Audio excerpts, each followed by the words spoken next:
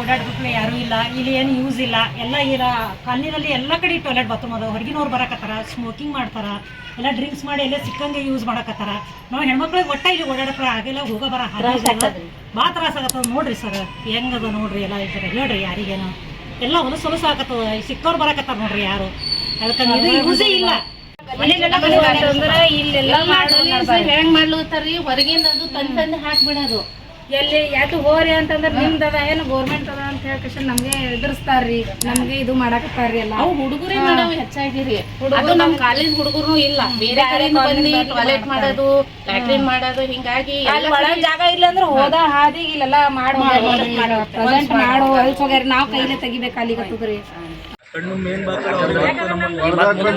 ಅದಕ್ಕೆ ನಾವು ಪ್ರೊಸೀಜರ್ ಮತ್ತು ಅದಕ್ಕೆ ಬಂದು ಕುಂದ್ರೋರು ಬೇರೆ ಆಗ್ತದೆ. ದುಡ್ಡು ಹಾಕಿ ಕಟ್ಟಡ ಮಾಡಿದ್ದಕ್ಕೆ ರಿಮೂವ್ ಮಾಡ್ಬೇಕಂದ್ರೆ ಟ್ರೈನಿಂಗ್ ಮಾಡ್ತೀವಿ. ಪುಷಪ್ ಮಾಡಿ ತೆಗಿತಾರೆ. ಗೌರ್ಮೆಂಟ್ ಜಾಗ ಆಗ್ತಾರಲ್ಲ, ಇದಕ್ಕೆ ಮುಂದೆ ಇದಕ್ಕೆ ಏನು ಮಾಡಬೇಕು ಅಂತ ಅವ್ರನ್ನ ಜರ ವಿಚಾರ ಮಾಡಿ ಡಿಸ್ಕಷನ್ ಕಮಿಷನ್ ಜೊತೆ ಡಿಸ್ಕಷನ್ ಮಾಡ್ತಾರೆ. ಇದು ಜಾಗದ ಡೀಟೇಲ್ಸ್ ಏನು ತೆಗಿರೋ ತೆಗಿಸ್ರಿ, ಇಮಿಡಿಯೇಟಾಗಿ ಮಾಡ್ಕೇಸಿ ಸುಮ್ಮನೆ ಸಾವೊಂದು ಗಾರ್ಡನ್ ಟೈಪ್ ಮಾಡಿದ್ರು ಬರ್ತದೆ.